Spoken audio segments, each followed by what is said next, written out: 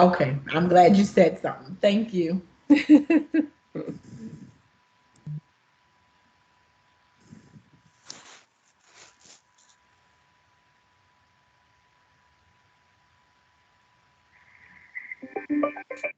Just waiting for Brittany, but she's online. She may just. I'm going to send her a note real quick. Everybody else is here.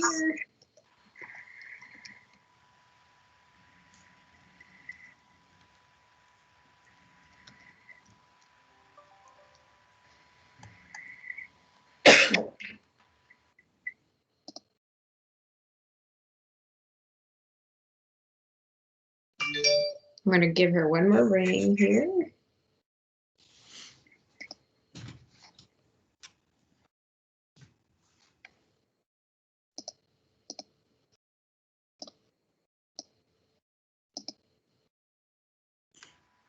I know she's got a child at home as well, so.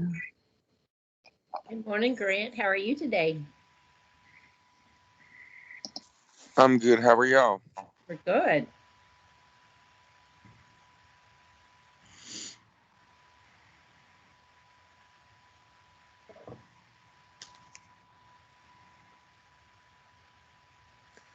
Hey, Megan.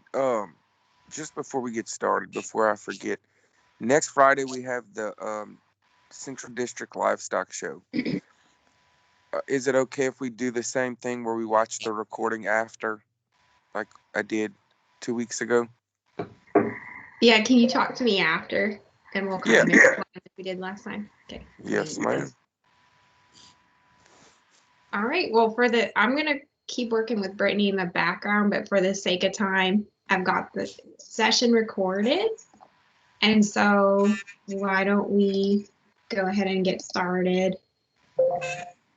So this morning is a great morning. We have some very talented folks on with us this morning.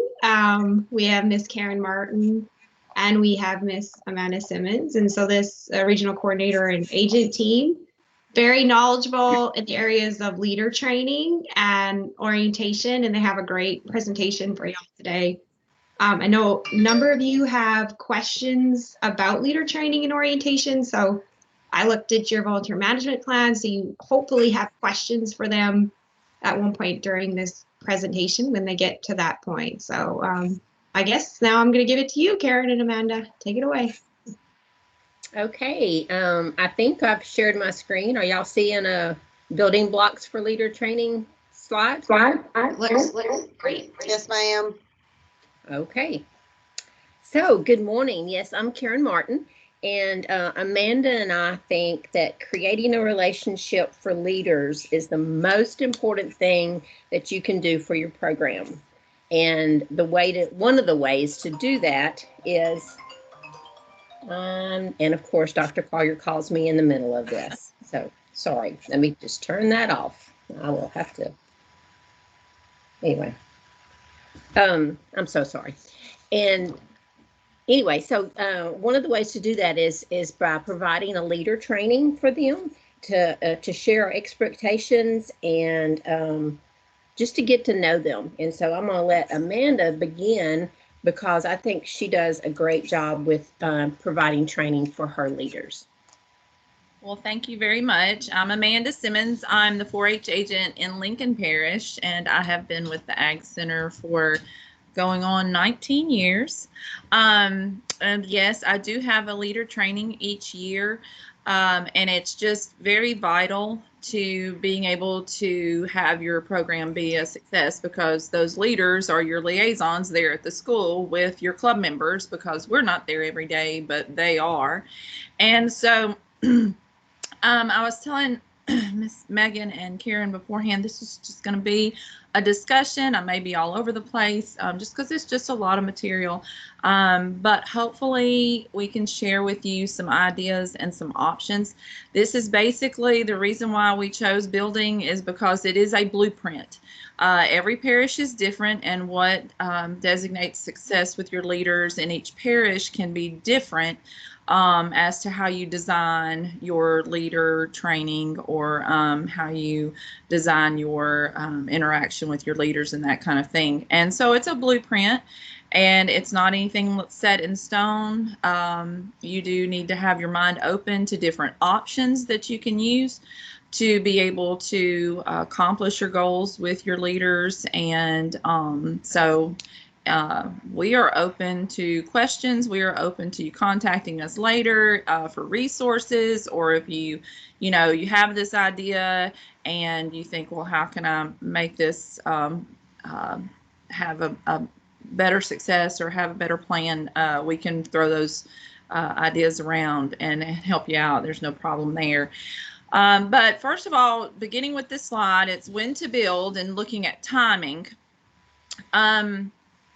When it comes to designing your leader training, it needs to happen very early in the school year, but it even happens before that, in that you're going to want to have an advisory meeting, of course, in your parish. And ours is usually towards the end of our school year, like in April, March or April. And to that advisory meeting, you're going to want to invite your volunteers and your leaders. And in that meeting, you can ask your leaders and your volunteers what their needs are as far as training is concerned. And so they're going to give you some feedback, hopefully, on what they really feel like that would work for them with their training needs. And once they answer that question, then when you get ready to begin the next year, in June, July, August, start planning. And with that planning, you're going to want to involve the school administration, because they need to be on the same page with you. Because when you advertise this event to your leaders that are school teachers, then to have the school administration backing you up on that really places importance in their minds on this training, and for them to be in attendance there. And so what I did was I went to my school administration, my school board office, and spoke with the administrators there and said, look, this is what the leaders are saying. This is what your school teachers desire as far as training needs to be a successful 4-H school club leader. And so we got together, and we actually have our leader training on a school day, and it's an afternoon training. Now, if you could get a whole day, that would be great. Ours were willing to give us half a day, and so we'll take it. And with that being during a school day, that's an incentive for your teachers, because they get to leave school for a half a day and come to a training. And so they really are looking forward to that. And so with your leader training, location is also important, in that if you, like in my situation with my school administration, there is a place at the school board office to hold meetings. So they've allowed me to use that space. Well, when I send out the invitation for this leader training and it says school board office for the location, that even places more importance on it. It's like, oh, the school board's behind this. We're having it at the school board office. I really need to be there because it really looks good, for me to be there to the school administration. So location is important. Now, you can also have it at your 4-H office. That's a good plan too, because then those that don't know where the 4-H office is, then they have the opportunity to come to the office and visit and know where, because there's many times in the year you're going to say, hey, drop that off to us at the 4-H office, or, that kind of thing. And so that way they know where it is. But any location can work. But have the location be a nice location, because you're going to want this training to be special for them. And so that comes to my next point. You're going to want to make the training special. You're going to want to cater to them, put up decorations, pick a theme for the day, and go with that theme and decorate and make it really appealing to those leaders that you're there for them to make sure they have a special day and have a really great environment to learn in. You're going to want to provide some food, because who doesn't love food? And so if you can get lunch donated, or, local grocery stores will give me a certain amount to spend for the day. If you have some restaurants that are willing to sponsor the lunch, or or if your foundation pays for it, that's fine, whatever it may be. But provide lunch. Mine is from 11:30 until end of day, and so I provide them lunch while they're there. If it's all day thing for you, then you're going to want to probably make sure you have some breakfast snacks in the morning, and then lunch at noontime for them. Excuse me. Also put some candy on the tables, or snacks or whatever at each seating area. Put some candy or some bowls of candy on the tables, just again to make that special. I also make sure to have where they're sitting, I go ahead and put whatever I can give out to them, rather than having to spend time during the day passing stuff out. I go ahead and put their folder at their place with the information I'm going to be sharing with them at their area, and then put some type of little gift or some type of little incentive there at their space. Like, for example, I have this is like a pointer, and I put this at their places one year, and it's like they're the star, and it went along with my theme. And it's nothing really big, nothing really special, but you know how teachers are. They can take those little things like that, and they can find a way to use them in their classrooms, and they love those kinds of things. And so that was just a pointer I used. The dollar section at Target is awesome. That's where I found those. They were $1, or Dollar Tree, that's great. But you can find those little things to sit at their spot, just to make it really inviting for them. And then also, as they're coming in, not everyone is going to arrive at the same time. So it's nice to go ahead and have an activity at their sitting area, so that they can start on that while you're waiting on other people to join you. And so we usually have some type of activity that they can actually use in their classroom with their kids, their students, and they can use it with their club members for club meetings. So it ties in with our theme for the day. It ties in with our educational focus, and it's some type of activity, fun activity, that is at their spot that they're going to go ahead and get started on as we do the welcome and start the lunch serving and that kind of thing. So you're going to want to make sure to provide them with an agenda. And on your screen, you're seeing our agenda that we used a couple years ago, and our theme that year was Jungle Book, and it tied in with 4-H project book, and tied in with our educational focus for the year. And you'll see the different things that we have included on our agenda, and we'll go into more detail about each of those things. But you'll notice on the agenda that I've included some leaders, fellow agents, to come and present, so they're not just listening to me all day. But that also incorporates your leaders into doing something. If you have past leaders that have been really successful with one portion or multiple portions of the club itself, like I had one leader whose officers just always did an outstanding job, and they always had outstanding meetings. So she came and spoke about her officers and how she excuse me, really worked with her officers to make sure that they completed their jobs and that kind of thing.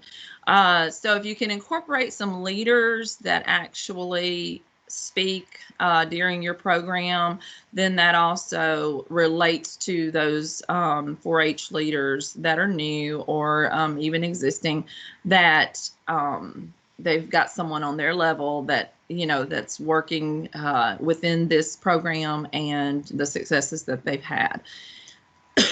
Also, there's a place on there where you see that I give out information about enrolling in Remind, which is one system I used one year for being able to communicate with my leaders.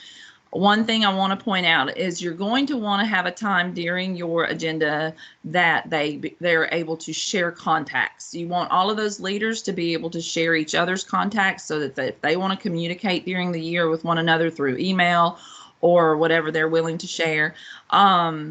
It's really most important that you share your contacts. Make sure they've got your email, make sure they've got the address of the office, make sure they've got the office phone number, make sure that they know the administrative assistant at the office because they will be talking with them a lot. Make sure that they've got your cell phone number if you're willing to share it. All of my leaders had my cell phone number because the main thing is you need to be accessible. They need to know that you're going to be there if they have questions or if they need help with something, that you're not just throwing them to the wolves and they're not just out there having to do this without any support. And so you give them whatever information that you have to share on contacting you and being there for them on that. So those are just some things as far as designing the environment for the day or designing the environment for the leader training.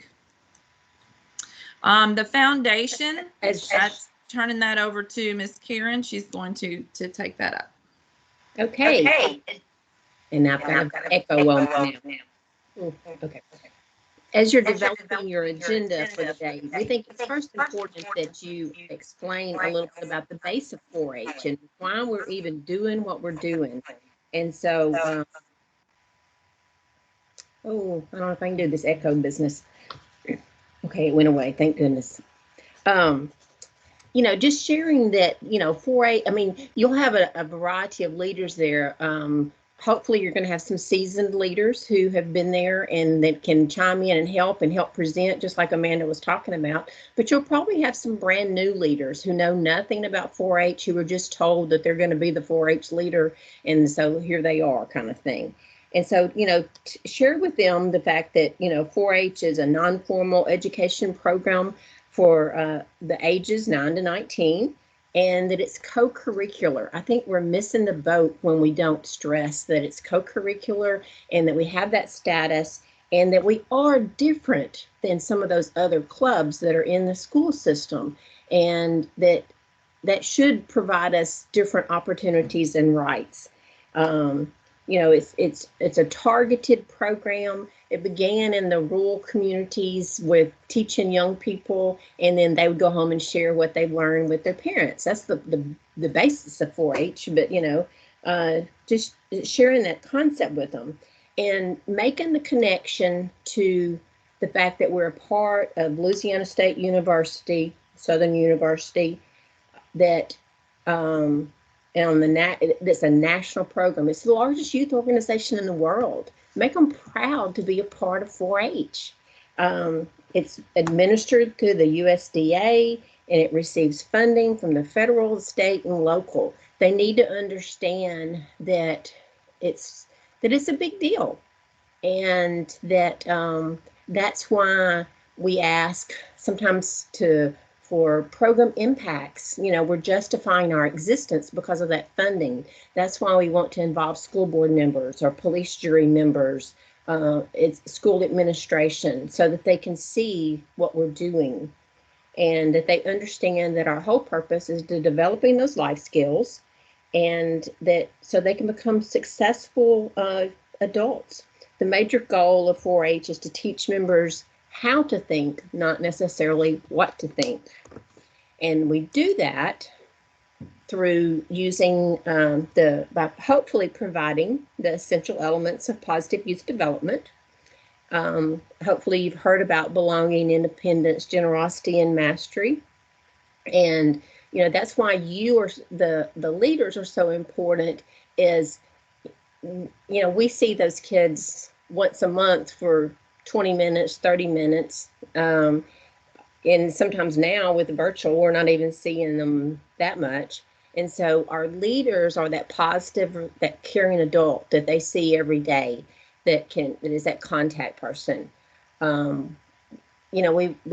big on trying to be inclusive and providing that safe environment. They got to feel safe and feel like they're a part of the group before they're going to want to learn anything, or before they're going to want to stand up and develop their independence by leading the pledge are becoming involved in bringing, a pair of socks for the service program. And so all these pieces fit together. And one of the ways that we do that is by making sure that our programs use the experiential learning model. And this is just our way of making things fun and reinforcing that learning experience. This is, and when you're sharing this model with your leaders that day on your agenda, this is a great time to incorporate some activity. Like today with our building blocks theme, we might do the spaghetti tower building activity. It relates to your theme for the day. It relates to teamwork, communication.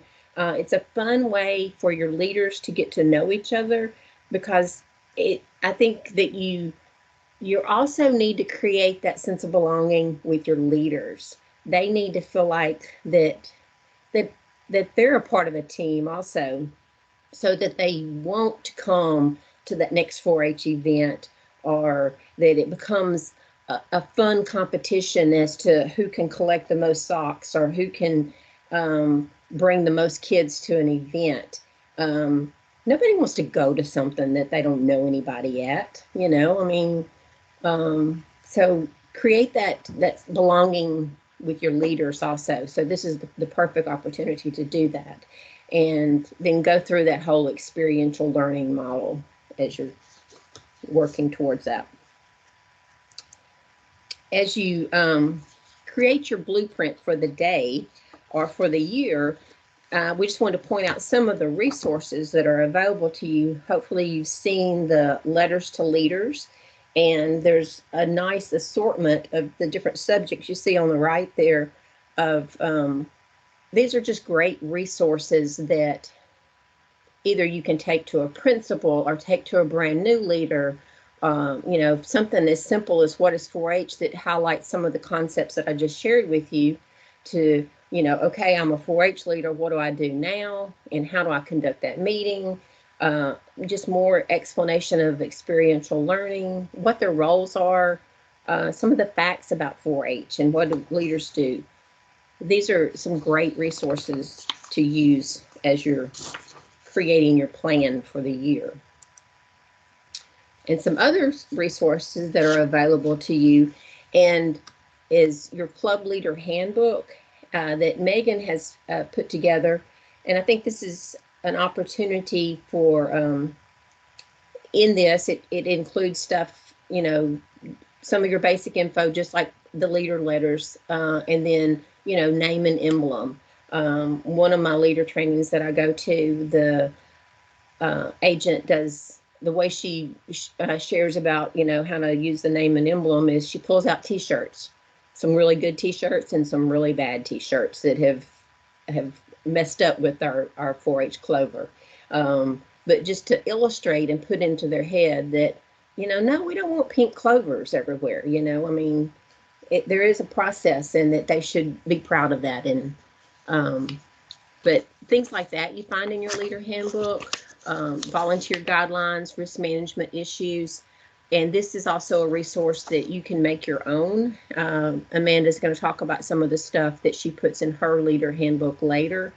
But the leader handbook is just, it's a guide. It's your go-to of what, when Amanda's not around, I can look in this book and find the answer to what's going to happen with Achievement Day or my projects, or I don't know what a record book is, So those are just some resources that are available to you that I think is a part of your leader training day.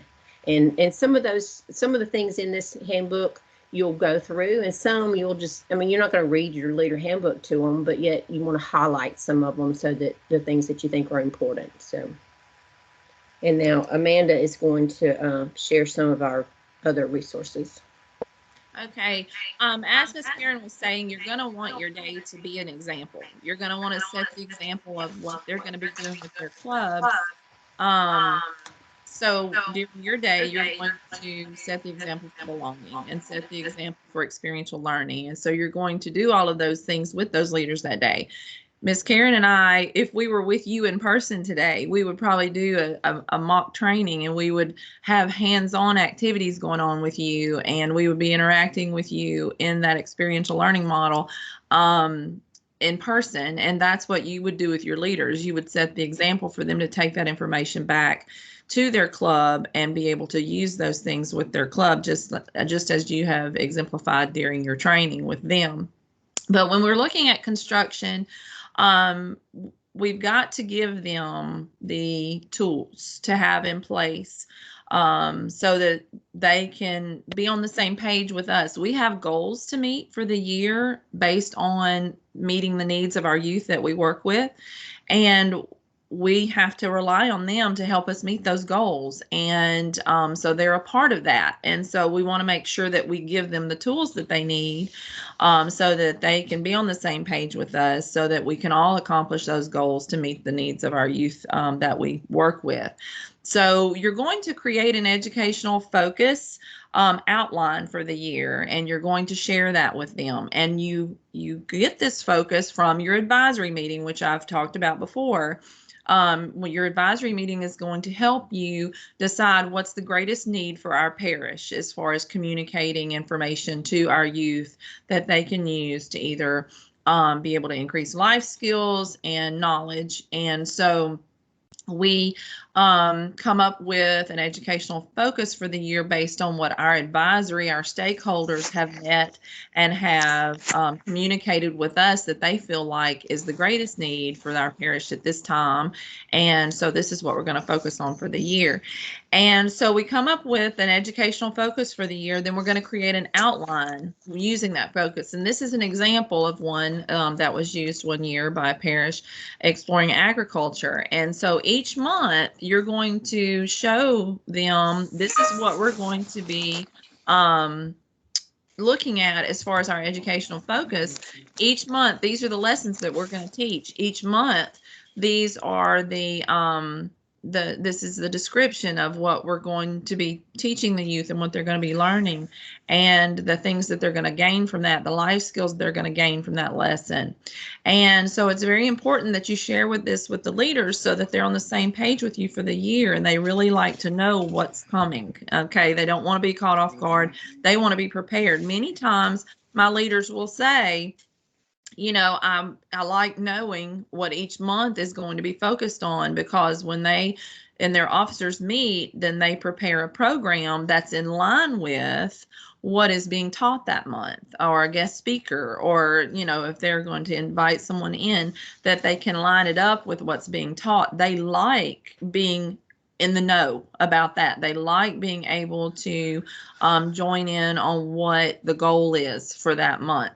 And so giving them this, and then of course you're going to share this with your administration as well, and you're going to share this with your principals, and so that the principals know what you're offering to the youth at their school as far as the educational focus. So you start off by giving them this outline that we're going to follow for the year, and then you're going to make sure that you identify some resources for them that they can use. You know, give them some examples, like I said, tools that they can use. You know, like if you're going to be doing a program, if your vice president is going to have a program for the meeting, then these are some resources for you that line up with what's being taught during the club meeting. Also, you're going to want to share with them some ideas of how they can recruit club members, and kind of get some feedback from, let them have a time to share some things that have been successful for past leaders. With new leaders, you know, these are some things we did that really helped with recruitment of new members. Also, what are some ways that we market 4-H? That, you know, we can share with parents, we can share with community, and let them know what great things that our youth are doing through 4-H. And one year I actually had, facilitated a marketing plan with the leaders during the leader training, where we had the post-it paper up on the wall, and they all went and came up with a marketing plan that they set in place that day that their club was going to use for the year. And they all shared those ideas, and so we facilitated that. It's nice if you can provide some marketing resources for them that day. One really great thing for you to do for your leader training, and it was on the agenda a while ago, is to have door prizes. You definitely want to have door prizes for the day. That really gives them an incentive to attend as well. Hey, we're going to have door prizes. Y'all come to the meeting. And so you can get door prizes donated from businesses in town. And when you tell them it's for your 4-H leaders and your teachers, they usually will donate. And you have gift cards you give out and that kind of thing. And one year I actually had a National 4-H Week banner made at Office Depot and gave that away as the grand prize. And so that not only worked as a door prize, but it also worked as part of the marketing plan. In that during National 4-H Week, one club won this banner that they could put out in front of their school. And then we also shared the National 4-H Week packet with them that you will get at the beginning of each year, of some things that they can do during National 4-H Week to market the 4-H program. So you're going to want to do that during your leader training as well. Think you can. Okay. So creating your work crew. As we've talked about, Miss Karen touched on it a little bit. As far as their club, we're wanting to encourage leaders during this day that we do promote youth voice. And of course, we do know that schools are very structured and that they will provide guidance for that club, but we need to encourage them to allow their club to share ideas and come up with some things that their club might want to be involved in or involve the school in. So you're going to encourage youth voice, and you're going to encourage that independence and leadership with them utilizing their officers. And so you're going to say you're going to have a slate of officers for your club, and we really want to see you having those officers run your meetings. We will have a portion of the agenda for the meeting. You will have a portion of the agenda, but the officers need to be the ones to lead those meetings. And to be able to do this, the leaders have to feel comfortable with knowing that they're going to hand this over to these youth and allow them to take on that independence and that leadership. But the leaders also need to know that they're the ones guiding them to do that. And so we need to let them know what kind of resources we're going to offer those officers and how we're going to help them train those officers.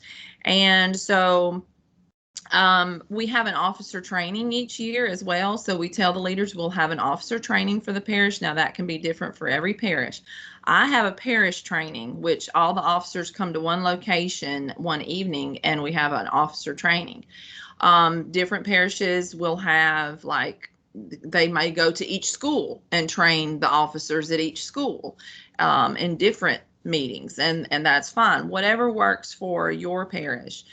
But at the officer training, and we share this with the leaders as well, they get a packet of these as well as the officers at the officer training. We tell the leaders, we're going to provide your officers with a packet, and they're going to have a packet of information. So I have these packets that I give out: president, vice president, secretary, treasurer, reporter, parliamentarian.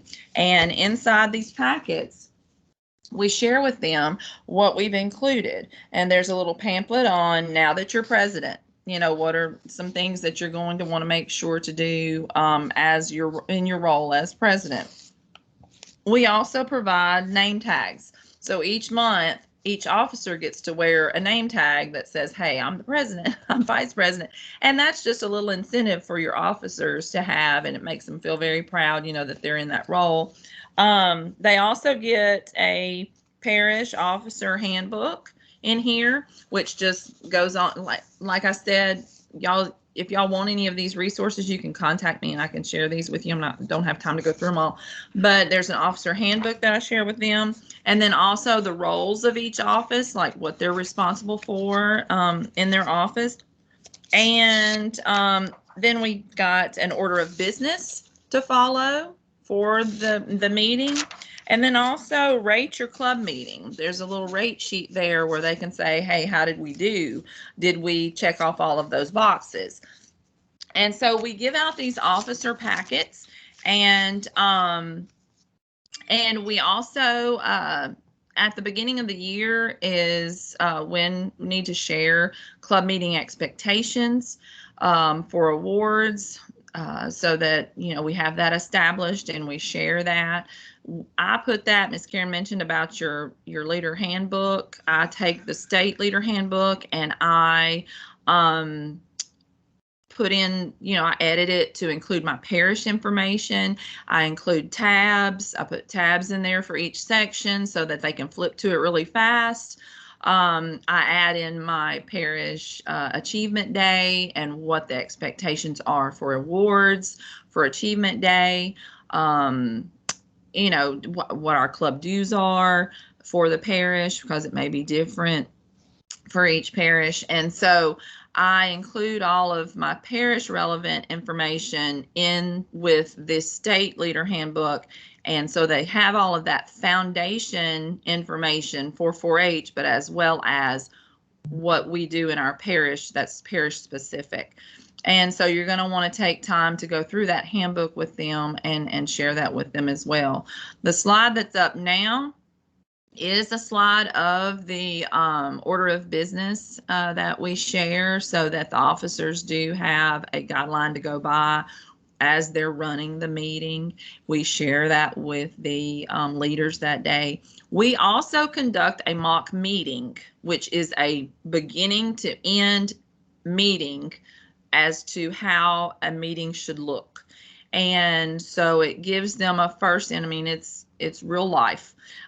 We set up the table, we set up the flags, they have the gavel, we have the chairs, we tell them how to sit, we tell them, you know, that kind of thing. And we have a script, and they actually do a mock meeting during leader training. And then also during officer training, the officers do a mock meeting. So they see firsthand what a 4-H meeting really should look like.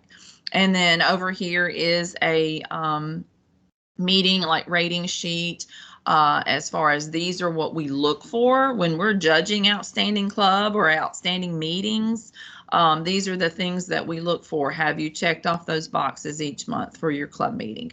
And so that they are not caught off guard come March, when we say, okay, Achievement Day's coming up and we're going to be giving out these awards for best president and best club meetings and best club and all those kinds of things. They know at the beginning of the year what the expectations are for those awards that they could accomplish with their club.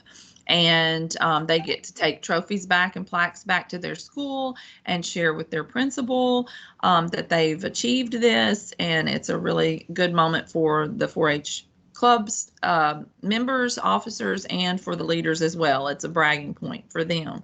And so that's a great thing to do.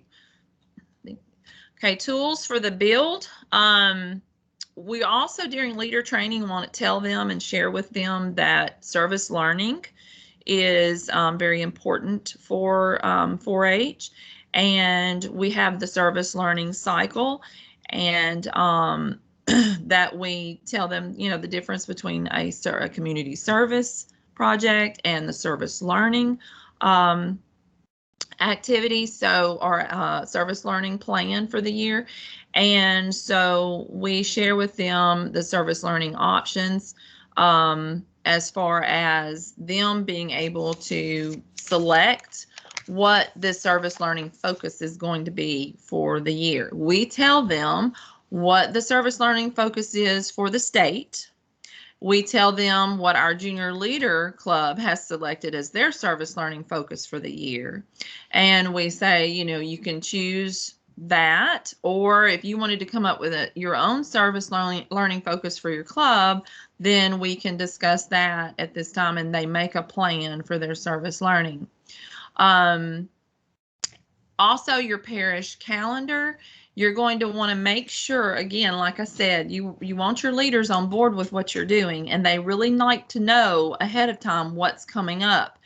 And, teachers are planners. That's why they have teacher planners. So we have a parish calendar that we give out at the leader training, showing them, of course, down at the bottom it says subject to change, and of course things get added in. Sometimes there's new contests that the state puts out or whatever, and we add into that calendar, and we always tell them that, there may be additional things, but these are the core things that are offered each year that we will be offering to our youth, in addition to things that come up or we add to. But this is just an example of our parish calendar that we did. It's just really concise, one page each month, the things that are happening on certain days. And we try to adhere to that as best we can and share that with them. So it also lets them know that they can start advertising these things to their club members on top of us advertising it at club meetings and within the newsletter and that kind of thing. There are award opportunities for youth and adults. We share that with them. There's, state awards that are given out to volunteers for adults. There's state awards for youth. There's also parish awards for youth and adults. So we want to kind of touch on that day as well, because then is when they need to know what the expectations are. Then you don't need to, like I said, you don't need to wait until a month before the award is due for you to say, oh, well, you could have been doing this. They need to know now that this is what you can accomplish, or these are the awards you could attempt to receive, but these are the expectations for those. And so now is the time to give them that information. As I said, with the service learning cycle, we do share with them the Citizenship Board service learning packet. If they were to choose the state service learning project for the year, we share that packet with them. That comes from the Citizenship Board. That comes from Dr. Kimberly Jones. Works with the Citizenship Board, and the board itself comes up with this packet. And so we share that set of resources with them. This is just an example of a sheet out of my leader handbook that I put in there for Achievement Day. This is what Achievement Day looks like. These are the awards we give out. If you have questions, let me know, that kind of thing. And we give them kind of a summary of what they're going to be working towards as far as awards are concerned. So we do that in September. When Achievement Day is happening in April or May, we do this in September so they know to be prepared for it.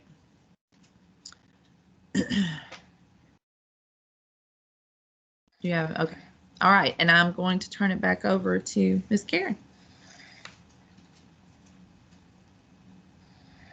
You're muted, Ms. Karen.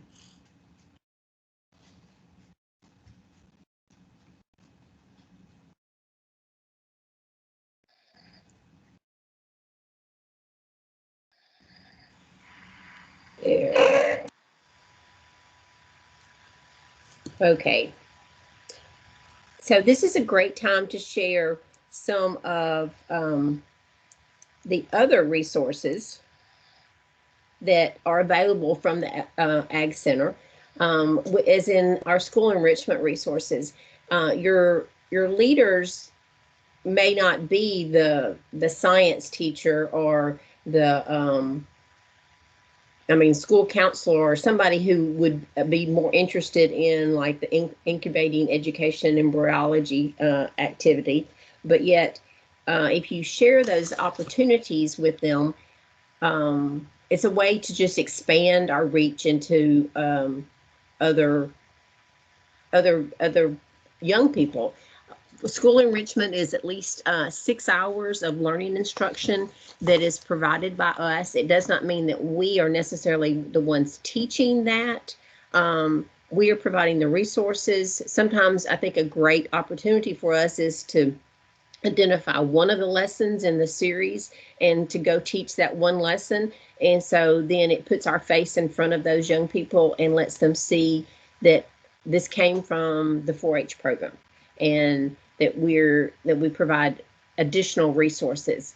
These are just some of the enrichment opportunities that were provided this year. and they're for different ages. That incubating education was for the 3rd and 8th graders. The Stand Strong 3rd through 8th grade, whereas your Life program is more targeted to your 9th through 12th grade. Wetlands is 3rd through 12th grade, and then the Clover Buds is your 2nd and 3rd graders. And so, while your 4-H leaders may not be the go-to person for any of these programs, they might be, but they might not be, but it's a good time to educate them about these opportunities, so that, and tell them that, you know, they're available to anybody, and encourage them to share them with some of their fellow teachers. If they see that, you know, there's a great science teacher in the 8th grade that they know would love to be a part of this, then this is the time to tell them about it. Another, this is also a time to share about different project clubs that maybe already exist in the parish, but also that could exist. This form here is on your actual enrollment card, and there's also a form in your leader handbook where it's a chance to figure out if if someone wants to be a project club leader. And a way to determine about project clubs is, you know, you have your enrollment card and you've input that in there, and then, like, if you have, you know, 80 kids that are in the pet project, then that's a great place to have a project club. On the other hand, if only 5 kids signed up for pets, probably not a good plan. You're probably not going to have the buy-in there. So look at your club enrollment figures in dynamics to determine the need. But then you also have to have someone who has an interest in that area. Your teachers know your parents and what they may be interested in, so it's a great time to recruit volunteers or to share the need that, okay, we have a great shooting sports program, we have this many kids are involved with it, these are the instructors, and this is the contact information for them if you're interested in shooting sports. This is our livestock club meeting, and this is when they meet. This is just the time to share those details with them so that they can be aware that this is the icing on the cake. Yeah, we have a club meeting, and that's the base, but yet the way they're going to develop mastery is through project clubs or through their project work, and that's the way they're going to get to know other people outside of, you know, just the young people that are in their own club. And so great time to share information about project clubs. So what we have done today is provided a whirlwind of what we think should be included in a leader training.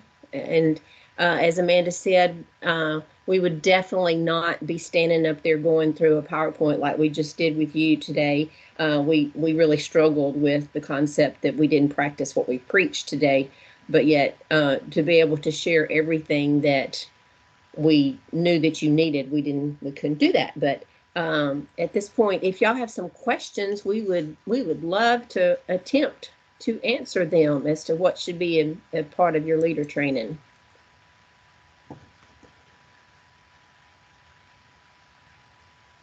Sound possible? Sound overwhelming? Lots of great information.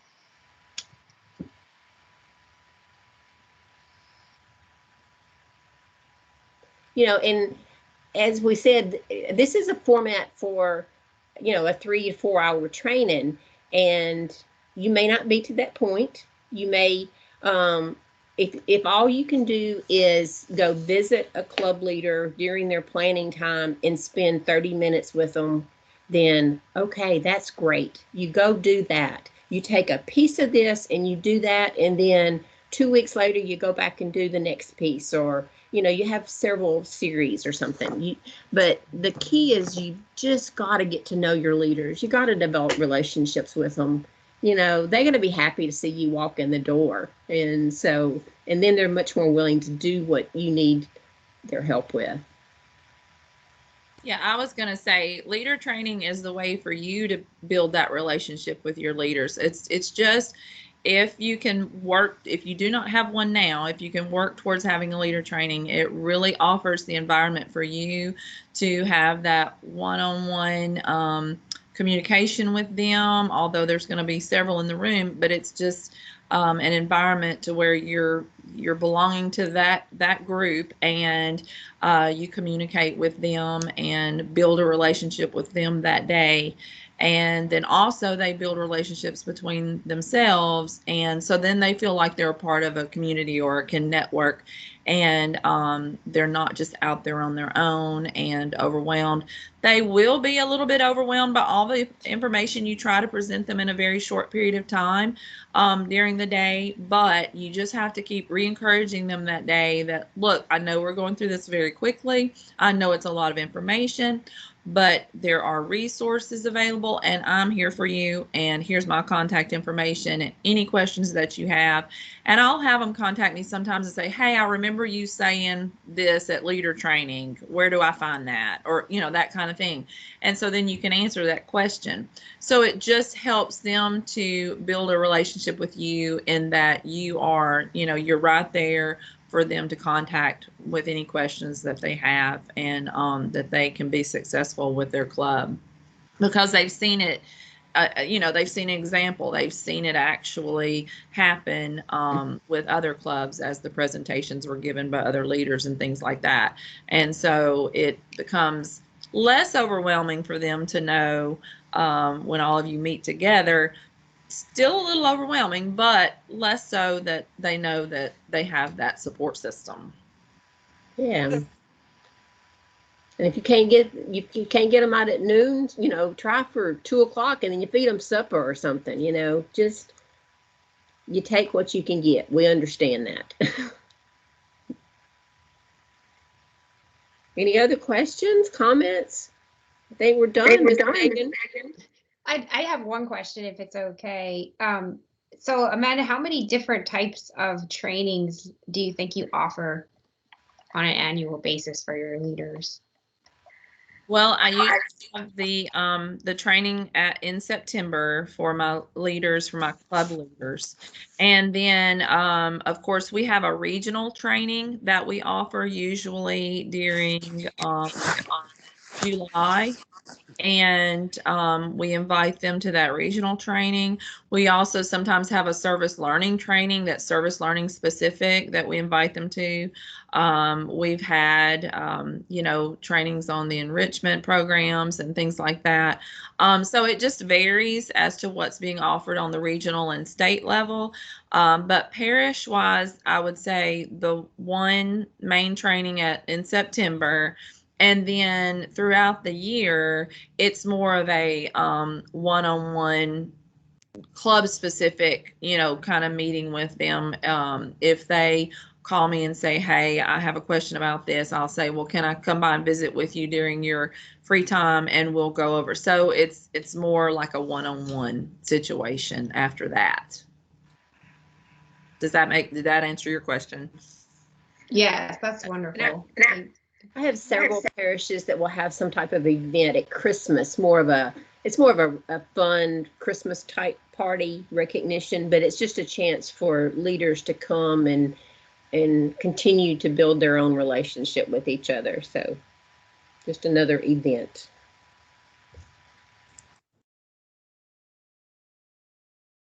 I think Grant has a question. I'm not sure, but I see him lighting up. Grant, do you have a question? No, I was just gonna thank y'all and just say that it evolves when we it's kind of crazy, but when we have trainings, it's like they do let me see how we have to almost offer them like late evening trainings. And I was just gonna see if y'all have seen with COVID, we haven't done anything virtual, but does anybody on the call have any experience with any of the virtual trainings in terms of a better success rate? Are people more willing to attend virtually, or, you know, have y'all seen that shift with COVID? Like, Any insight on that?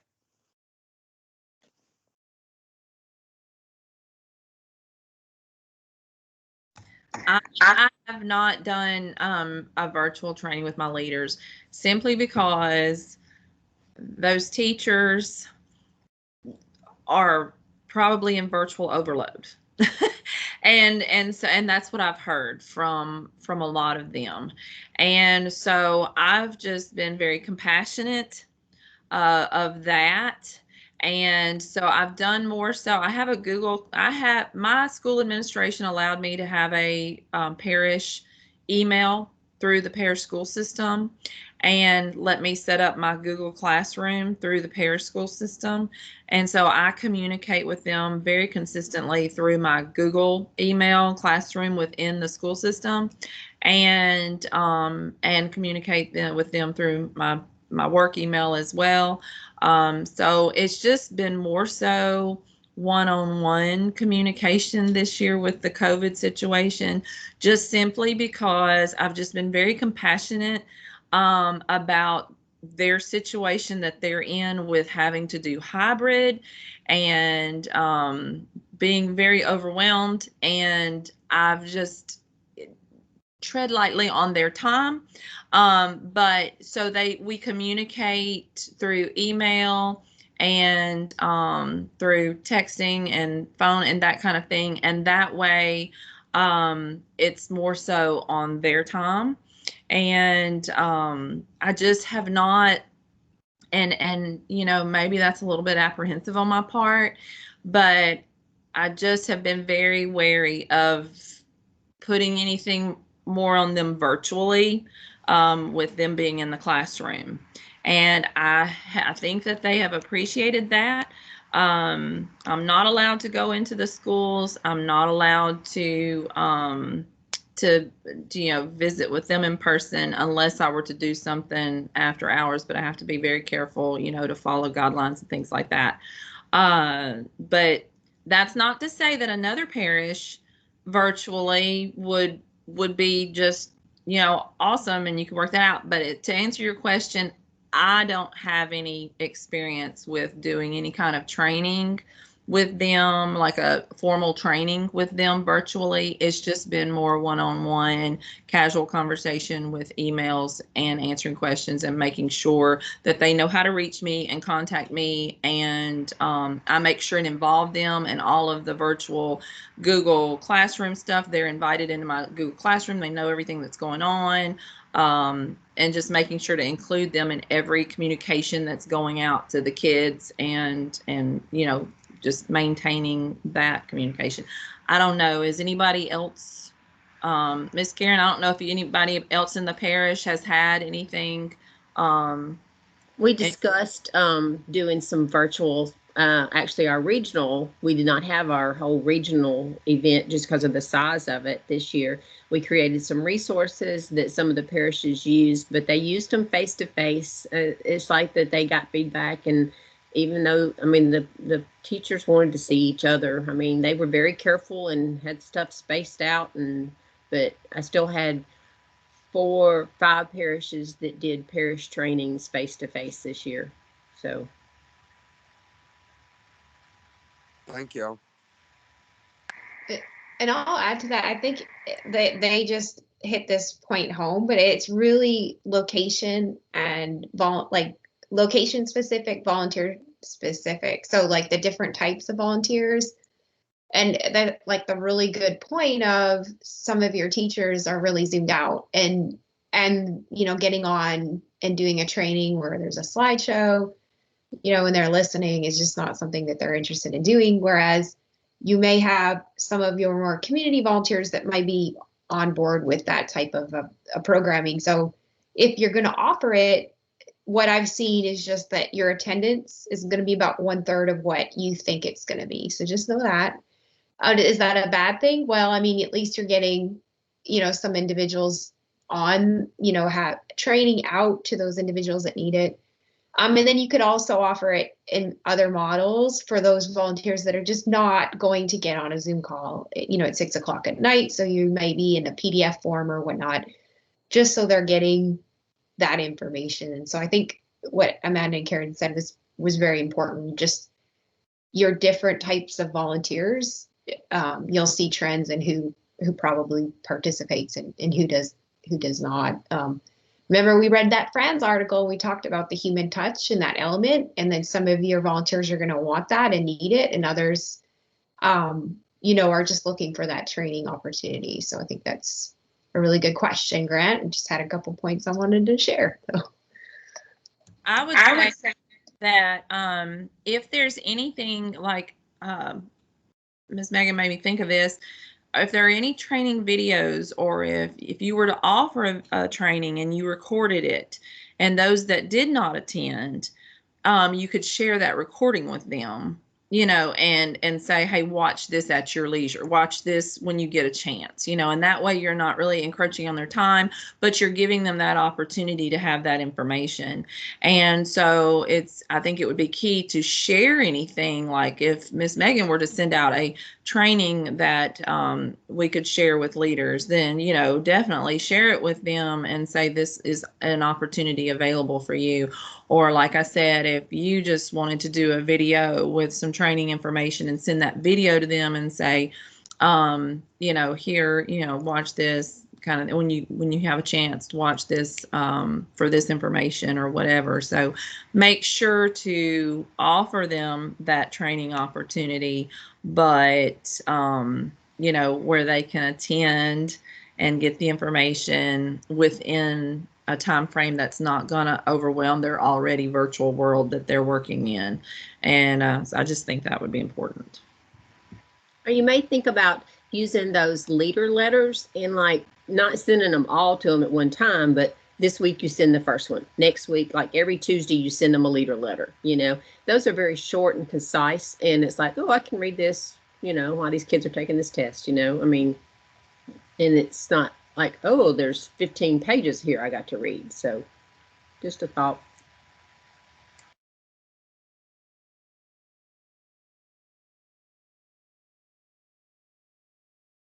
Do y'all have any other questions or comments for Karen and Amanda? You've got them here, so feel free to ask.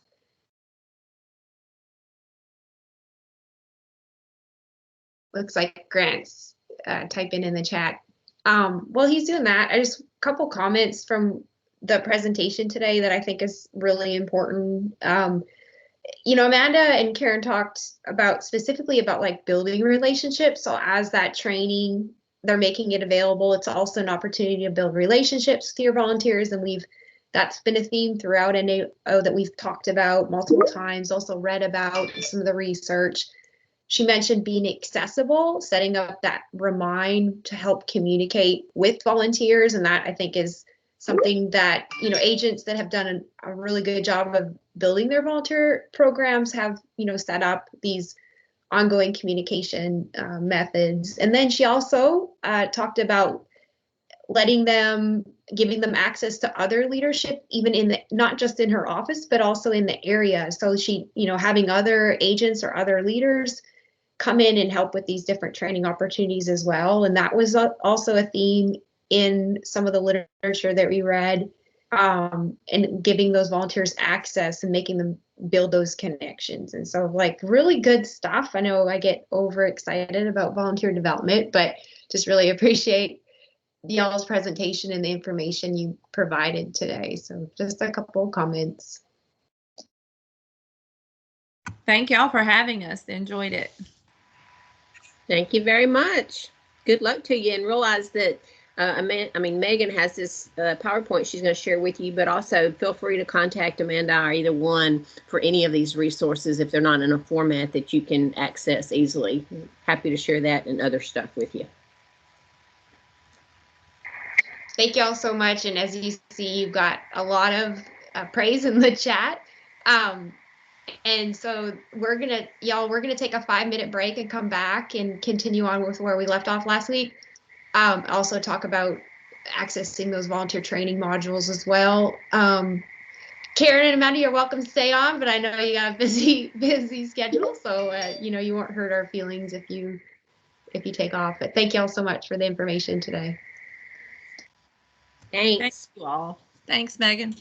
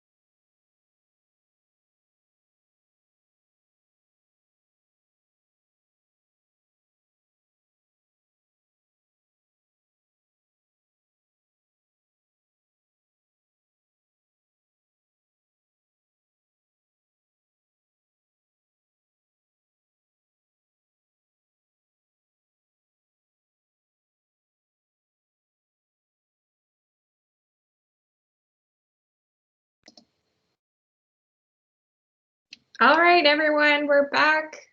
Everybody want to give me a thumbs up? They're back from the break and we'll get going again.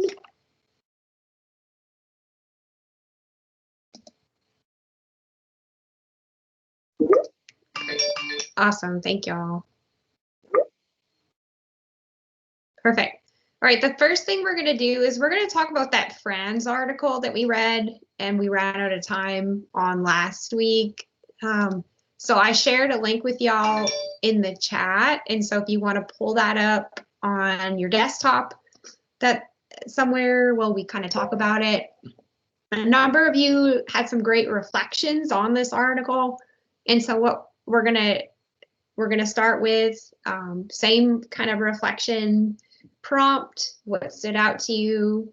What did you learn that you did not know before, and how you're going to use this information in developing your volunteer program. And so what I'm going to do to kind of help us along, so I'm going to share it on my desktop. So the first question is going to be what stood out from you? What stood out for you when it came to the Friends article? So this was on second generation volunteer administration. So moving from that transactional to transformative volunteer learning environments. And so if y'all don't know, Nancy Franz is a nationally known individual when it comes to community engagement and extension programs. She's written numerous material on volunteer management and development, also in creating those collaborative relationships with universities and external partners. And so she's got some really good material out. And so this particular article on that, moving from that transactional to transformative volunteer learning environment. So if somebody want to kick us off, what was something that stood out to them for this article?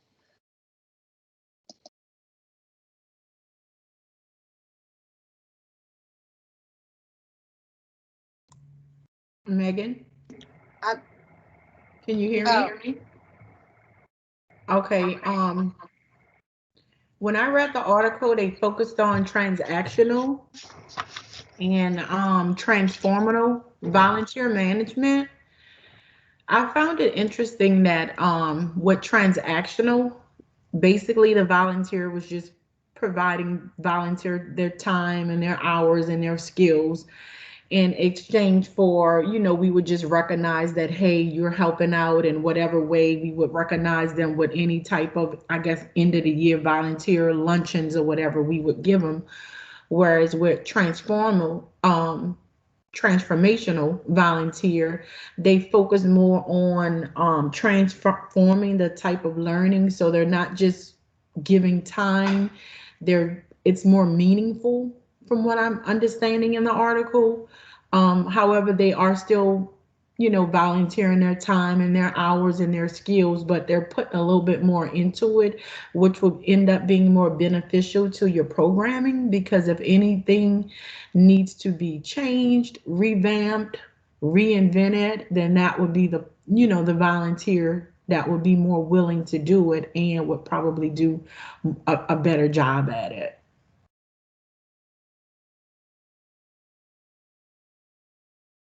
Yeah, very good, Alicia. And I think Megan had a comment too. I'm sorry, I didn't know which person to go first. So Megan, you had a comment as well. I was pretty much going to say what Alicia said. Just, the difference in what they are. So she kind of summed it up.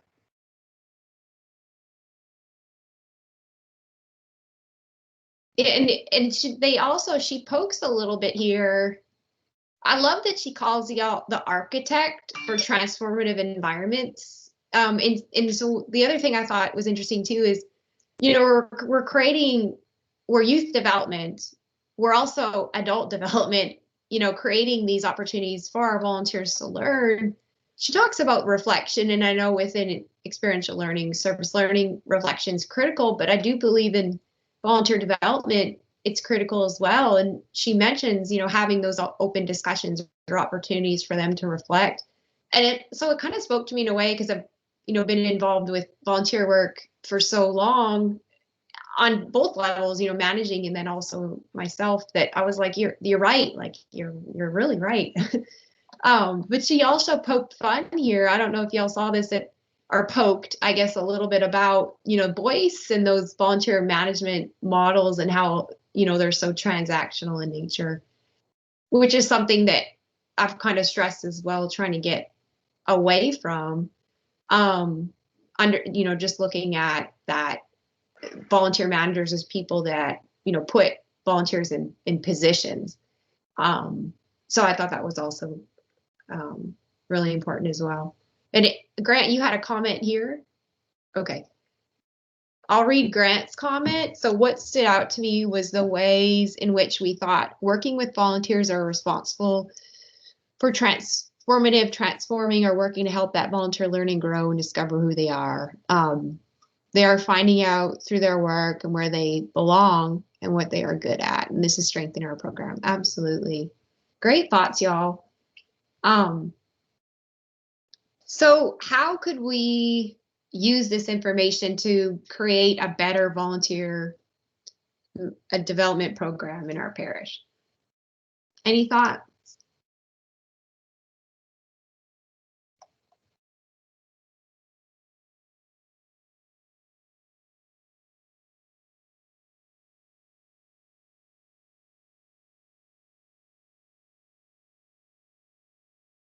Well, I think it goes back to what Amanda and them were saying earlier.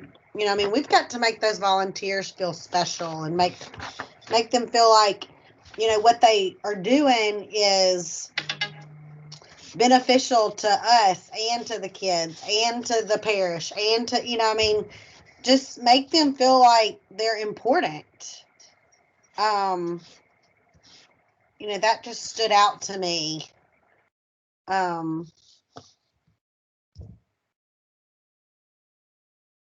So they have some validation for the time that they're taking away from, their families or, their jobs or whatever.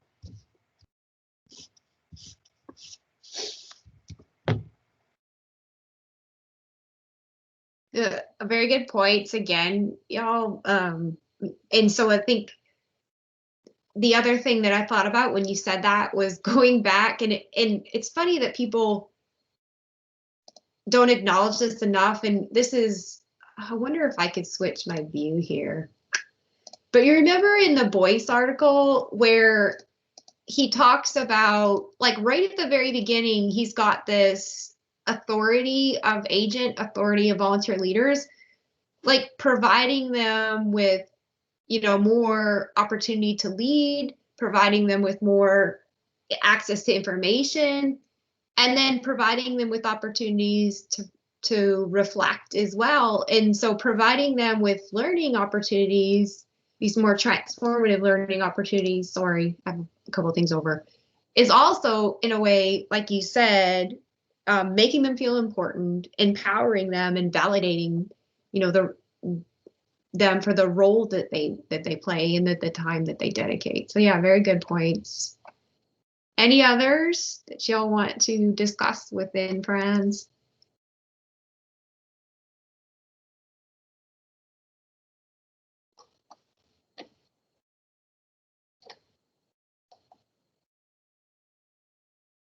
Also, just this point here that she talks about critical reflection. So, an opportunity for that volunteer to share, to have, opportunities to provide feedback.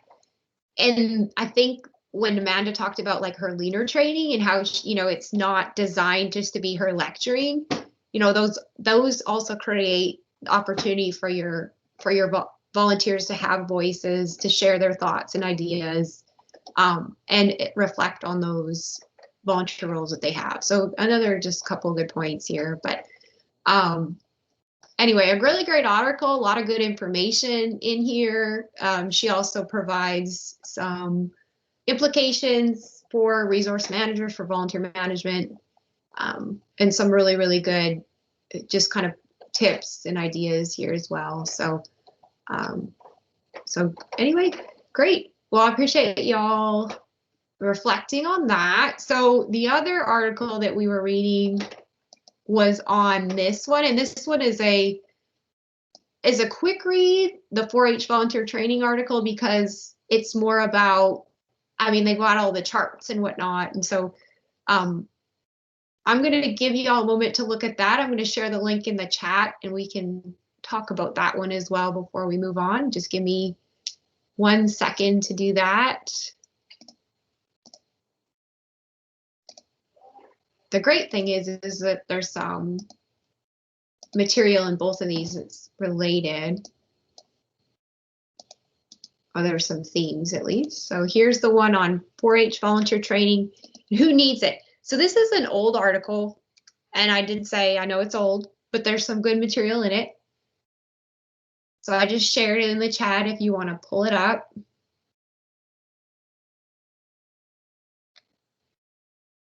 I'll give you all a second to do that.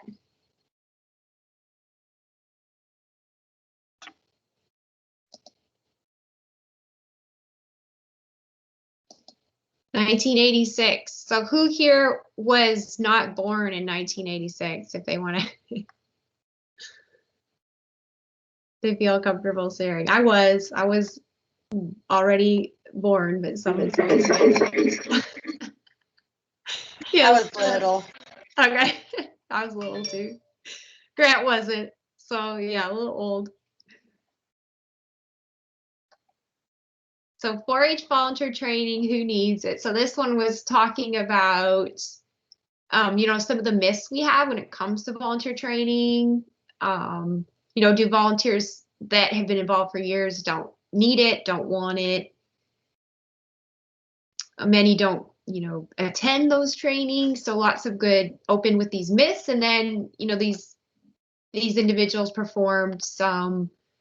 sent out some surveys throughout their area, and they found some really interesting information about training needs and the training that their leaders desired to have, even if they had that training before. And so kind of open it with what, from this particular article, when you're reading it, what stood out to you? Anybody want to kick us off?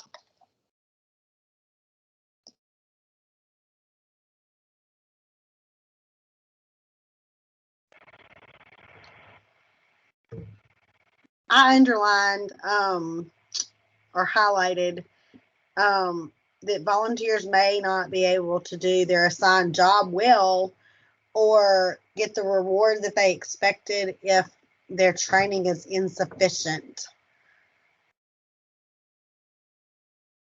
That just reiterated to me that, you know, we've got to make sure that our volunteers are clear on what we need them for and when we need them and why we need them.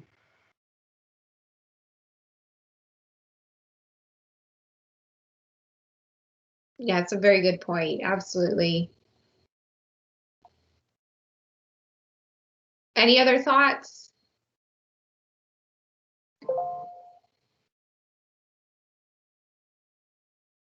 Alicia, Ashley, Grant, anything you took away from this article? What stood out to you from it?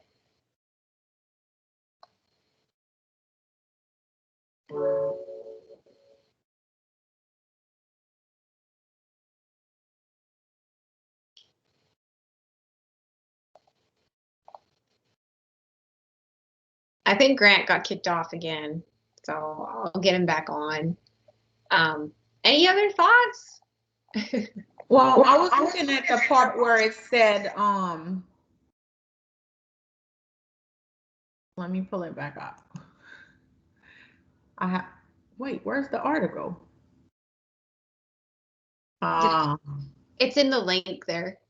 I know I had pulled it up. Oh, where it says volunteers who have led 4-H clubs for years, they automatically think that they don't need training, forgetting that times change, things have changed, and now especially like with COVID, a lot of things being virtual. And I know I don't know who that was, said that they had the Google Classroom. So there's different things like that that you can incorporate into your lesson that they may not know, that we may know, and be able to train them on. And I know coming out of the classroom, I've seen some older teachers that when things changed, or curriculum changed, or we had to do things a different way, they were kind of leery on training. They felt like they knew it all because they had been there for so long, not knowing that there are some things that they can learn and benefit from. And once they did go through the training, they did feel like, oh, well, it was worth it, and I didn't know this, and this made my life easy. I did it this way before, but now we're doing it this way. So just, I guess, trying to persuade the older volunteers who have been volunteering for so long, that training is worth taking.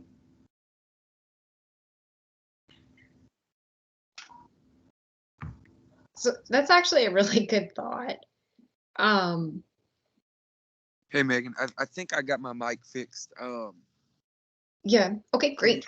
And my connectivity has been rough this morning.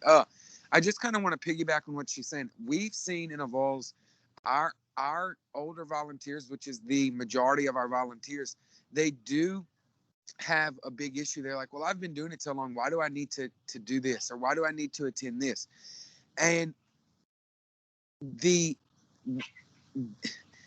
they have been more, I find, willing to or open to listening to a training or watching a video when we say, well, some things have changed, but kind of, and I hate to say it, but kind of saying that this is the requirement and you don't have a choice. So it's not something that we know that you've been involved a long time. We know that you've been doing this for years. However, this is one of the requirements. You have to do this if you want to continue to volunteer. And they're like, I get it, just jump through the hoops. But then they'll come back and say, well, Grant, I've never seen this video, but it was very informative. You know what I'm saying? Like, I don't know if I'm making sense. I guess kind of convincing them to do it, even though they feel like they shouldn't. But then they do come back and say, well, I did take this back from it, or I picked this up from, Does that make sense? Yeah, I agree. And I think y'all all kind of, like, when I think about the points you both just made, I also think about Megan's point of making, like, training, like, making sure the training is quality and worth taking. And so you're telling them, well, like, this is a requirement, we have to do it, which I think they appreciate, having those standards, those policies, because they understand our program typically very well. And then you're also providing them with, like, the reason behind it, the benefits are, obviously they're going to be a better trained leader, and they're going to have more access to that information that's critical. So yeah, I think that's a really good point. And I wonder when they've been doing it a while, I think their mindset is experience over education. You know what I'm saying? It's like, well, I'm experienced. I don't need any more I don't need another class. I don't need to watch a video. I've done enough of that. But when you give them a little bit of a reason, explanation, because and a lot, I know our volunteers, they want to be they need the explanation, even though sometimes we feel like, well, I shouldn't have to explain this to anybody. But when they're freely giving of themselves, you do often owe them an explanation as to why they need or have to do something, in my opinion. But that's just my opinion. I think it's a good opinion. Look at my dog. Heard your dog, now it's barking. But I also, I'm sorry. It's okay. But those are good comments. Because of what they're providing your organization, yeah, they are owed an explanation of why they have to do a certain training. I totally agree, and I hope y'all, get in the habit of doing that. So that's a really good point. Y'all are making great points. I know we kind of need to move on. So a couple of other things that I really thought were important. They talked about, and this is not Louisiana 4-H, so of course, but trainings that they've already had, but that they would also really want to do again. So just highlighting some of those, essential trainings that we have that they've been trained on, and we might not train them again, but they also stress, like, I really want to know how to, I was trained on working with team leaders. I still want to be trained on working with team leaders. So some really good points there. Also, one thing that I thought was kind of interesting here, they want to know about events and opportunities for them. And so that's kind of one of the goals that I've had. So that's why I produced that newsletter for a version for your volunteers that you can just share with them. And I know a lot of parish programs are doing their own, that they do for their volunteers, and that's wonderful. But if you don't have something existing, whenever I send that newsletter out, I have a link to one for your leaders. I'm always going to put some, webinars that we're hosting, trainings that they can participate in other states, that I know you've been getting my emails about regional trainings that are being offered, or even just like feedback sessions. And so we've gotten great attendance from our Louisiana 4-H leaders. And so just share it with them. It's an opportunity for them to get access to those different events and opportunities that they can be a part of. On the last call, we had a leader that had been in a leader for 2 days, and she was on a regional call learning about all these different programs that she could participate in. Also, within this volunteer preferred method of training, they talk about, the different ways that you can give this training to your volunteers, and specifically some of this stuff they said, put it in the handbook so I can reference it later. And just saying, we do have a club leader handbook that you can use. Amanda has her own version that she uses in her parish, and that's great. So, but if you can welcome to use ours, the one at the state level, give it to your volunteers. A lot of good information is available for them in that handbook. So some great points, and I appreciate y'all reading this or, browsing it and being able to discuss some of these kind of important elements from the research. All right, any other thoughts before we move on to other important parts of today? Because we're running short on time as always.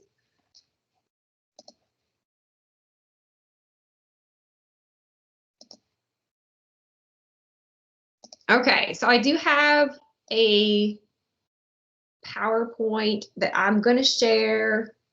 Try to think of which one we're going to do first today. We do need to continue our discussion about recruitment, but I am going to spend just a few minutes.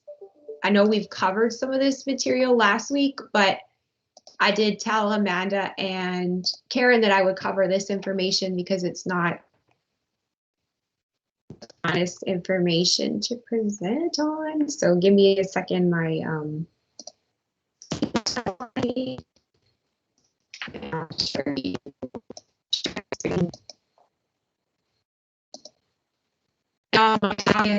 in my office, so I'm sorry, that's my dog. Bad network quality, so I'm going to shut off my camera just to make sure I don't interrupt the call. All right, so last week we talked about those essential volunteer trainings and screenings that are required depending on the type of volunteer, and this is in the volunteer onboarding guide that I gave you access to, but this is, it's a lot of material, so we're just going to revisit it a little bit today. I have this slideshow that I'll give you that's got that critical information about required screenings and required training. So just to revisit last week, if you've got club leaders, project leaders, they need to do that volunteer enrollment. We will screen them at the state office. They need to do that fundamentals of 4-H that's available online, or if you have a 4-H orientation in your parish, that's wonderful as well. And then 4-H risk management, which is also available online. And they've got to do that training. You want them to do that training to reduce the risk in your parish programs. Really critical information, accessible online. Just send them the link, tell them to get it done, and they'll send you a certificate upon completion. If they're doing if they're a shooting sports instructor or any other roles where they have those different instructor courses they have to complete, obviously those are essential, need to be completed. Also, so with your overnight chaperones, those people must be 19 years old and 2 years older than your youth that are being supervised. They need to do the volunteer enrollment form. All your volunteers should do the volunteer enrollment form at one point during the year. They need to have that background screening. We're going to screen them at the same state office. Same thing, volunteer orientation, it's available online. Risk management, it's also available online. And then summer camp orientation. So that is also available online as well. For authorized drivers, we do have a driver authorization training and form, and this is in your onboarding packet. So I've got a little instruction sheet. I showed you that last week. Just follow those steps one by one. I know Megan's already done it. A couple of you might have already looked at it, but I know right now we don't have a lot of people driving, so it's not a big issue, but those authorized drivers need to do that training and have a driver screening. Your parish foundation board members need to have that volunteer enrollment form done. They need to do a background screening if they have a signing authority, and then they have a foundation training that they have to complete. If you've got volunteers that are not episodic, meaning that they volunteer more than about 6-ish hours a year, and they're just consistently your crowd, but they don't fit into any of these other boxes, do a volunteer enrollment form with them. Make sure you do a 4-H orientation. And then if they're working regularly with youth in an unsupervised role, you really need to do background screening with them. Put them as direct service we went through volunteer enrollments and dynamics last week, and we'll continue to look at dynamics when we have time through NAO. Make sure that you're marking them as direct and not indirect, so we know to screen them, run a report and screen them. And then your episodic volunteers, so these are the ones that are working, approximately 6 hours a year or less. So think about like your judges or people that just maybe work one livestock show a year or whatnot. You're gonna want to background screen them if they're just working unsupervised with youth. So if they're in a judging role and they might be, judging and, maybe in the room with youth for, a small period of time, that's a little different. I mean, if they're actually, working instruction role, that's where you kind of want to have that background screening. So just thinking about the way to mitigate risk.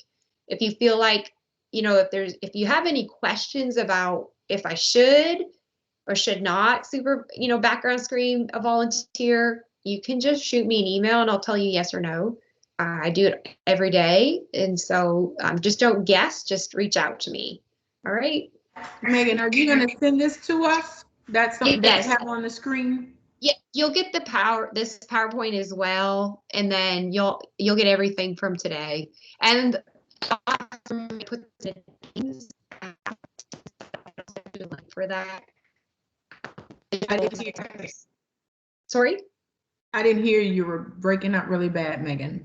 Okay. Yes, I will definitely. You will have access to this PowerPoint. Yes. So other than a PowerPoint, where else can you find this? This is something you made yourself, or because I know last time you sent us the link to the guide. So is there like a link to this for like a quick reference? It's in your volunteer onboarding guide also. So the guide that we went through last week, you'll find it. Yeah, it's in there. This is just but it's also available in your onboarding guide. So you have access to it in there as well. So we went through that last week, and I'll click a link on it again today to kind of revisit it. But it's always in my newsletter.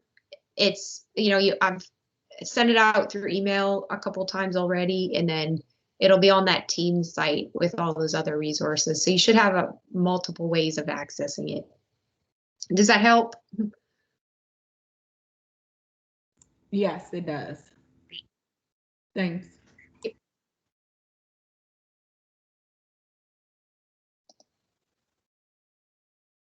All right, so the volunteer screening policy. So we just talked about this and who needs to be screened. We have to screen all our volunteers regardless if they've been screened by other entities.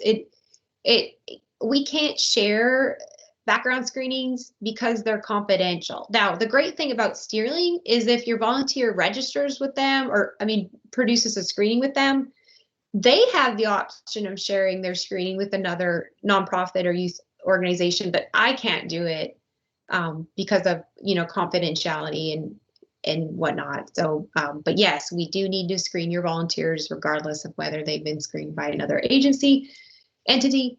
Volunteer background screeners are not created equal. They're not. I knew some small nonprofits that had very limited budgets in my previous position, and they would get a county check, and those were free. They go to the police station and get a county check. Those are free. They really didn't show up. There wasn't a lot that was going to be in there, and they're excluding a lot of state whatnot, and so it's just limited on what you could find. And I think that particular check is just a box checker, honestly.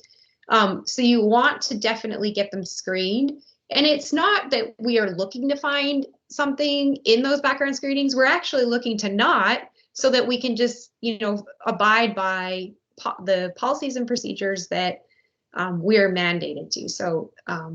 So yes, volunteers that have been screened by other entities, we still need to screen them. And I'm going to go jump to this slide first because it's kind of important, but all volunteers that need screenings need to have them every 3 years. And so in your guidebook, there's a report that helps you print who's coming up and it expired and needs screening. But at the state office level, I showed you that report last week. I'm going to pull that report. And if I see that your volunteer is coming up on a background screening, hasn't had one for 3 years, we're going to screen them.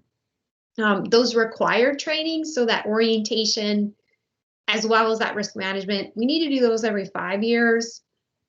And then they need to do that enrollment, online enrollment every year. That's got those essential documents included into it. So make sure that they are doing the enrollment every year, training every 5, and then we're going to run them in a background screening every 3 years. I'm going to go back real quick. Okay, so screening procedure, this is how it works. We talked about this a little last week, and I know some of you have seen this presentation before, but or this slide in particular, but you're going to enroll your volunteer through that electronic enrollment form through FormSite. And then you're going to upload them into Dynamics and enroll them. Now, I've been asked by regional directors to send out those volunteer enrollment reports, emails monthly, as I sent one out today. If you're looking at it and you don't see your numbers, that's because your volunteers haven't been enrolled. And we talked about that last week. And I sent you some documents on how to do that. And then as requested, we may have to have another breakout session where I actually go through volunteer enrollments slowly, kind of showing you how that works. Somebody also suggested some videos, and that's fine too. But I did include some documents in the last session, so how to do that enrollment process in Dynamics. And then what I do is I pull in new enrollments on a weekly basis, and I submit them to screening. And then the volunteers complete that screening form, and it's less than about 2 days before those screenings are returned. And then within a week, we update those dates in Dynamics. So what do you have to do? You have to get your volunteers entered in Dynamics so that I can screen them. Now, what I've seen is that it works really well if we do this in a case-by-case basis. Am I still breaking up, y'all? Yes. Yeah, a A little little bit. Not as bad as you were, but you're still breaking up. All right.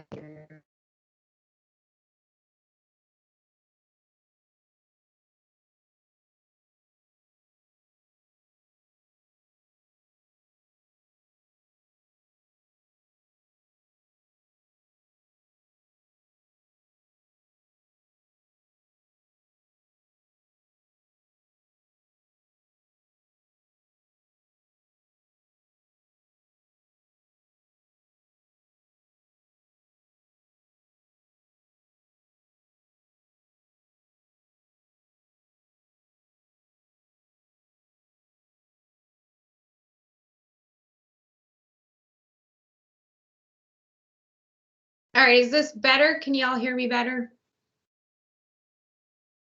Yeah, it seems to be clear. Okay, for whatever, that's one of the reasons I hate PowerPoint. I don't know. I use a different program than PowerPoint normally, but okay, great. Awesome. Well, now I know I'll just never use PowerPoint. I'll use something else. So where were we? We were talking about, yes. So if you have any questions or you're not certain that, you're doing it correctly, or you pull that report the way I showed you in that video, and also in the newsletter, and it's like none of my volunteers have screening dates, just shoot me an email. Or if you're really just confused, but you've done your enrollments, you can also shoot me an email. If you've done your enrollments and you're not sure you've done it correctly, send me an email. It really has worked a lot better if agents kind of contact me on a case-by-case basis, and I just work individually with that parish to get everything up and going. That's worked a lot better. So just wanted to, let you know that I'm available to help you with that. All right. Also, and I know we just visited this, but I have an onboarding guide for agents. We have one, made it available to you in the last call. We went over it as well, and I'm just going to make it available for you in the chat real quick. Here we go. But like I said, all that information, I know there was a question about the essential screenings and trainings. That is in the guidebook. And so here's another link to it so you have it.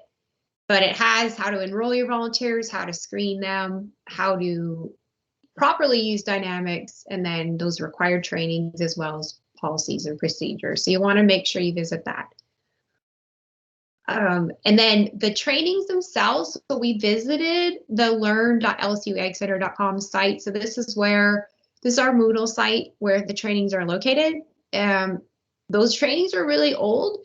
So they were created well before my time. I haven't been with the Ag Center very long, but we have a committee that's working on recreating and relaunching those trainings that you can provide your volunteers, at least the required ones or the critical ones. And so just bear with us.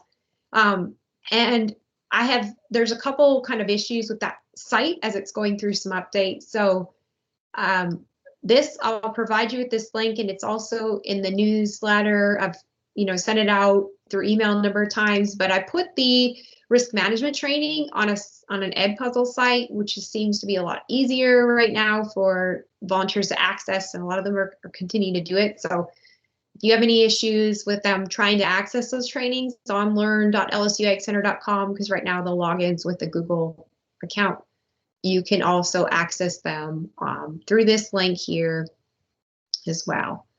And then there's also other really helpful resources on the volunteer training and resource page on our website. So one of my goals is just really to keep this page updated as much as I possibly can. And so it's a great resource for your volunteers, but also for you as well. So logging into that online volunteer training site, whoops, that link's broken. I will get it fixed. Good to know. And then those letters to leaders are here. The club leader handbook is here. Newsletters that they can subscribe to through the state office. There's a ton of webinars that they can log into as well. So various resources that we're just working really hard on getting updated as much as possible. And then you go back, share the other screen.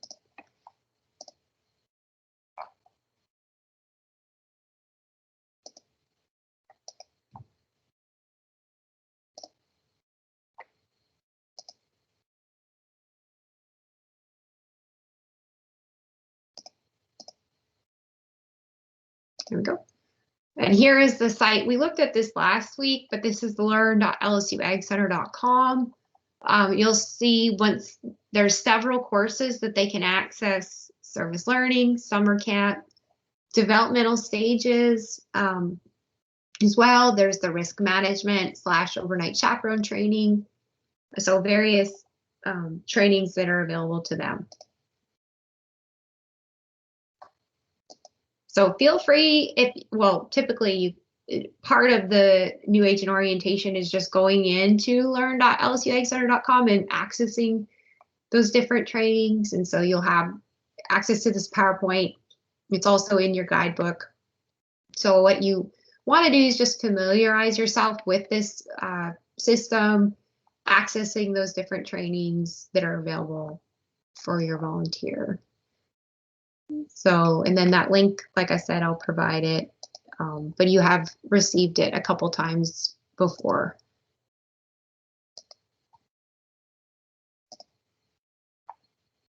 And, okay. And then also, if you have issues just accessing those particular trainings, I did put the risk management on a simple ed puzzle site, which has been fairly easy to access and get those trainings done. I think there's over 70 of our shooting sports instructors that have already completed that risk management training, and it provides them with the certificate that they can send to you as well, so you can put it in their records. All right. We also mentioned the letters to leaders. So these are on our website. There's a link to all of these documents. And so there's as well as the club leader guide, there's a ton of just resources that you can make available. And I think that Karen had a good idea just sending them out one-on-one. So it's also an opportunity for you to reach out to your volunteer, providing them with these different letters to leaders on, a, weekly basis or whatnot, just to help you check in. And we already went through that. And then in the newsletter, I also include links every single newsletter to, these are also available in the intranet as well, but you've got the onboarding for overnight chaperone, camp counselor, driver authorization, volunteer onboarding, and shooting sports instructors. So those are also in the newsletter as well, your intranet. And then lastly, because we're running out of time today,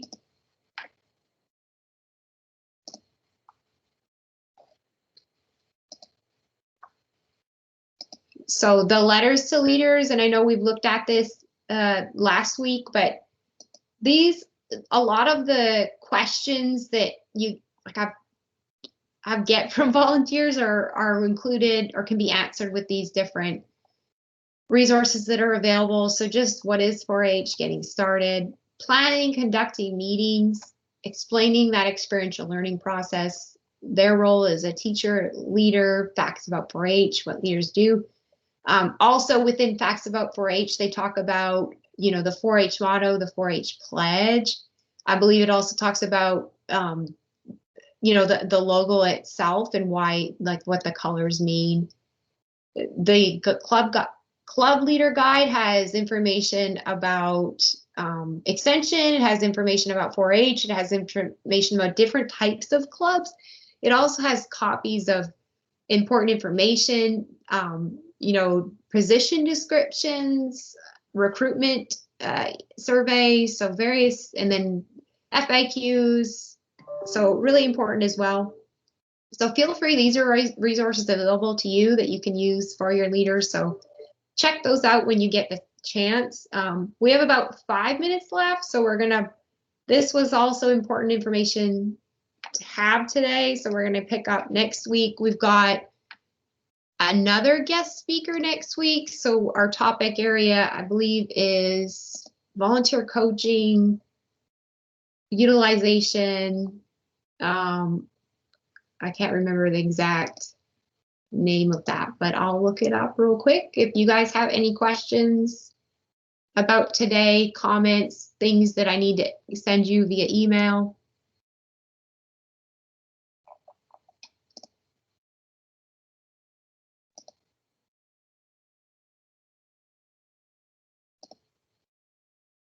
Somebody's typing.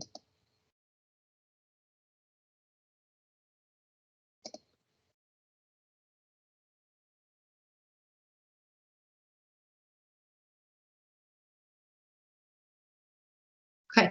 So next week was utilization of volunteers, supervision, and coaching. And so we do have an agent team that's going to be talking to us about that next week. And then also, once they get through, we're going to pick up and talk more about recruitment for your program as well. I know, we've been running out of time every week on those topics that we need, but we're going to make sure we get all the material taught. And then if we need to, we'll have some optional kind of breakout sessions afterwards where we can go over some of the more slower, hands-on items such as going in dynamics and looking around in volunteer enrollment and whatnot. So great. All right. So looking for next week, I'm going to share, as I always do, that email on what we need to do or what we need to read before next week. And then hope to have your guys' reflections by end of the day Tuesday. And I appreciate y'all for taking the time to do those. That's it. That's all I got. Unless you have questions, I'll stay on for a few minutes and look for that recap email from me. And y'all have a wonderful Friday. Thanks, Megan. Have a good weekend. Y'all have a good weekend. everyone.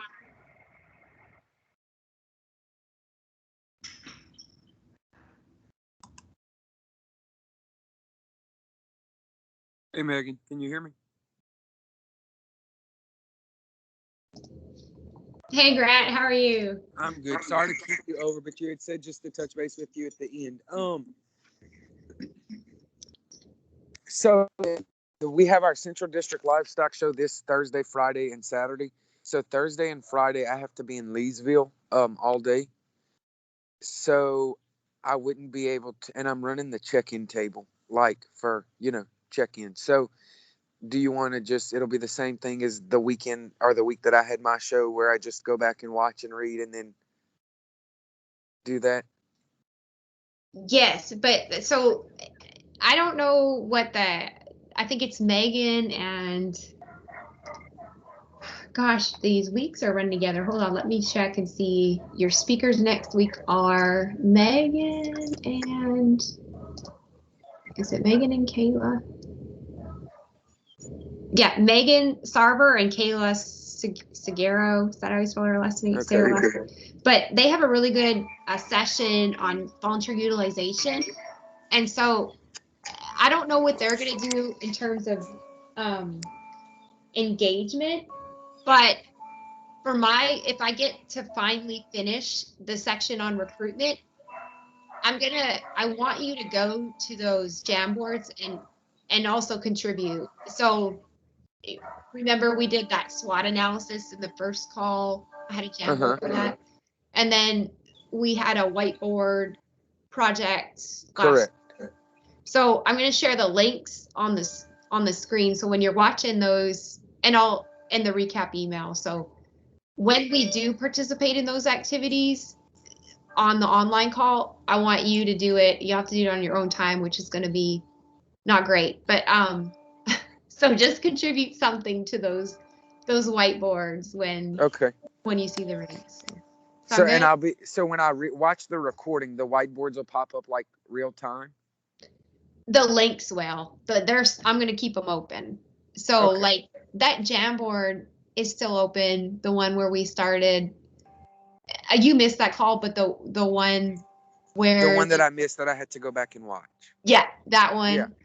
And the SWAT's still open technically too. Okay. See, I didn't know that I could participate. I thought it was just all recording. You know what I'm saying? Like I didn't know that there was the option to go back and it was like real time when I watched it. Yeah, and it wasn't real time, but it technically was if all those things are open. And I'll share in the recap email. I'll be like, here's the link to. And sometimes I call it a Jamboard. Sometimes I call it a virtual whiteboard. But I'll have the links so you can access it. But yeah, just the same process we did the other week. That works. All righty, well, no problem. And I'm pretty sure Ashley Nacello is going to also be out because she's working Friday with me. Yeah. And then I don't know if there's anybody. I don't think anybody else in this training is, but I know for sure she and I are. So, yeah. Anyhow, all righty. Well, I appreciate it. Have a great week. No problem. All right. All right, thanks. You too. Yeah. Bye.